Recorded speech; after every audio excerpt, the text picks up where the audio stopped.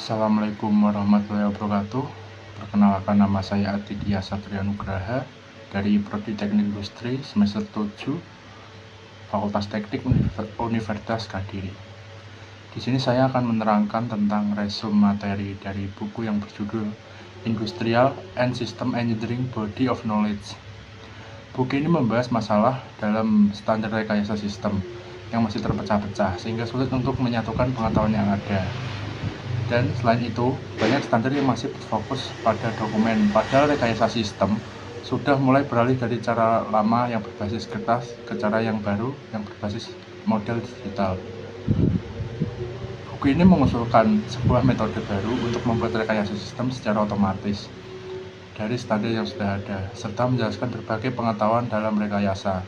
Industri yang bertujuan untuk membuat sistem kerja menjadi lebih efisien dan efektif, yang terdiri dari 14 bagian, yaitu desain dan pengukuran pekerjaan.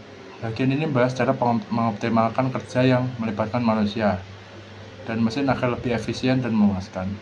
Riset dan analisis operasional, menggunakan model matematika untuk memecahkan masalah dan meningkatkan efisien serta membantu dalam pengambilan keputusan. Ketiga, analisis ekonomi teknik, menilai apakah proyek teknik itu layak secara ekonomi dan dapat membantu insinyur untuk membuat keputusan yang terbaik. Keempat, rekayasa fasilitas dan manajemen energi, pengaturan fasilitas fisik dan penggunaan energi dapat mendukung produksi yang lebih optimal. Kelima, rekayasa kualitas dan keadaan, digunakan untuk mencegah kesalahan produk dan memastikan sistem berjalan dengan baik dalam jangka waktu yang lama. Ergonomi dan faktor manusia, bagian ini membahas desain alat dan tempat kerja yang sesuai dengan tubuh dan kemampuan manusia.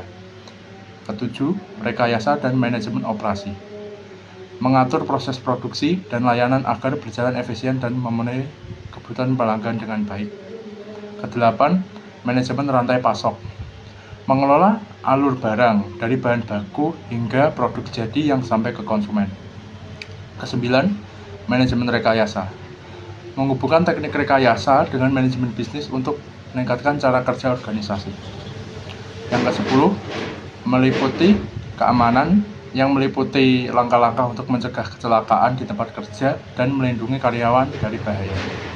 Yang ke-11, rekayasa informasi, memanfaatkan data untuk mendukung pengambilan keputusan dan komunikasi yang lebih baik dalam bisnis.